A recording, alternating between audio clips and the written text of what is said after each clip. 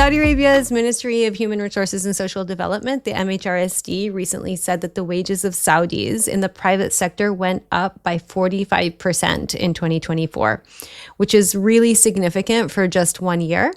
And not only that, but there were significant gains for women as well. The female participation rate in the labor market increased to 35.8%, which, by the way, has exceeded the target of Vision 2030. And also the percentage of women in middle and senior management positions increased to 43%.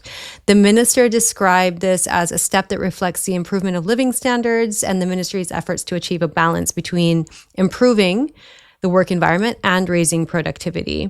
The number of Saudis working in the private sector reached 2.4 million women and men employees, and it includes 361,000 Saudis entering the labor market for the first time. The private sector contributed 50.5% of employment for citizens. And on training, the National Training Campaign WAD provided 1.3 million training opportunities, while the Unified National Employment Platform, Jadarat, provided more than 210,000 job vacancies with an average of 700 new vacancies per day. So a lot's going on in the private sector, not only in terms of the salaries increasing, but more people going into the private sector for the first time in the Saudi economy. Jadarat, according, of course, being the previously discussed on this podcast when they first launched, we did either a deep dive or a news item on it. We spent some time on it because it's very interesting. Yeah, I mean, this is all positive news. I thought the thing that stood out in what you just said was the women in middle and senior management positions didn't see or hear a previous or what it rose from, but it's approaching 50%. And then anecdotally, to me anyway, and the timeline that I have is shorter than yours, 15 years, you've seen it for your whole life, but you can just anecdotally look around and see a lot more women in every single professional space that you see.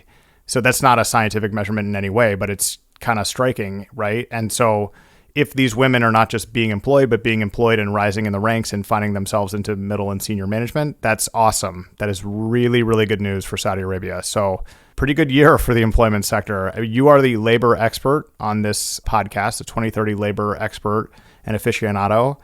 Dr. Hannah Al-Moaibid, what do you make of this? Well, I think that these numbers are really encouraging. I think that, we have to take everything with a small grain of salt, of course. So how long people stay in the labor market, whether or not they're in jobs that they're satisfied, whether the quality of these jobs is providing people with the job satisfaction and career progression opportunities that they want. These are all questions that we also have to ask when looking at these numbers. But the fact that they're increasing is always a good thing. You want more people who want employment to be able to find it. And you also want the wages to help them meet minimum living standards.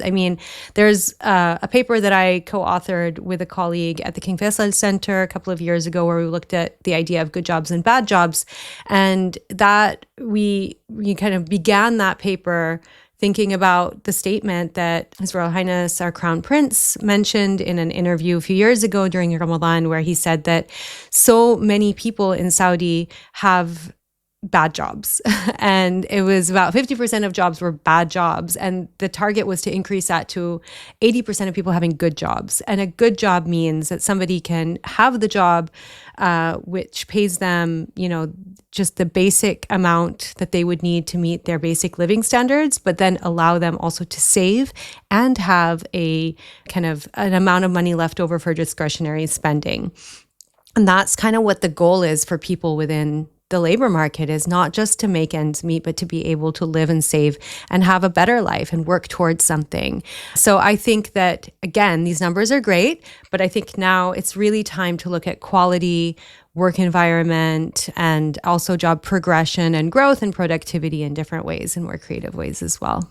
Love it. Can't add anything to that, but this seems like really good progress. So yeah, congrats to all involved, especially those who got 45% more money last year than the year before, which is great.